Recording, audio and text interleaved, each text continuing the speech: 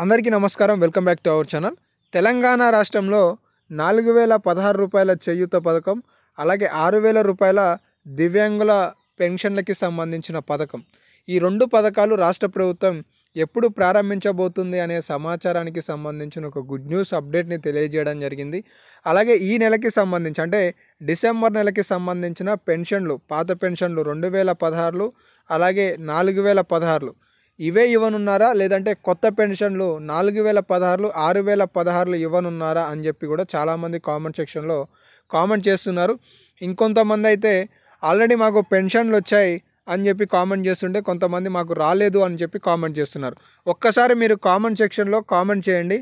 December నెలలో మీ చేతికి అందాల్సిన ఆసరా పెన్షన్ వచ్చిందా రాలేదా? వస్తేనేమో ఎస్ అని, రాకపోతేనేమో నో అని చెప్పి కామెంట్ చేసి వీలైతే మీ పక్కన డిస్టిక్ నేమ్ కూడా యాడ్ చేసే ప్రయత్నం కూడా చేయండి. సో తద్వారా ఏమవుతుంది అంటే, మీ డిస్టిక్లో ఎవరికైనా అందకపోయి ఉన్నా కూడా మ్యాక్సిమం అయితే చాలామందికి అందలేదనే చెప్తున్నారు. సో అన్నీ ఉంటే కామెంట్ చేయండి. ఇక అప్డేట్లకు వస్తే, తెలంగాణ రాష్ట్రంలో కొత్త పెన్షన్లకి సంబంధించి రాష్ట్ర ప్రభుత్వం ఎప్పుడు ప్రారంభిస్తుందా అని చెప్పేసి చాలామంది 1000 కళ్ళతోటి ఎదురు చూస్తున్నారు.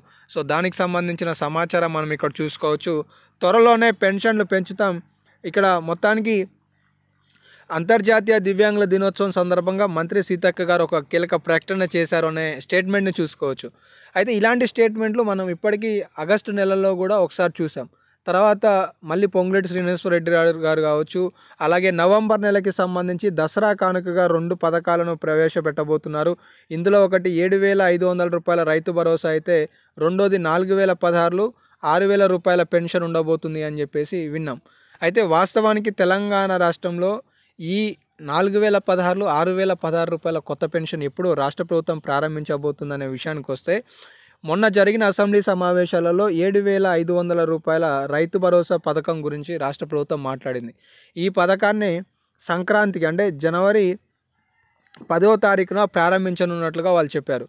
ఇక రెండో పథకం 4,50,000 ఇందిరమ్మ ఇండ్ల పథకం, దీన్ని కూడా జనవరి నెలలోనే సంక్రాంతి తర్వాత ప్రారంభించబోతున్నట్లుగా వారు వివరించడం జరిగింది.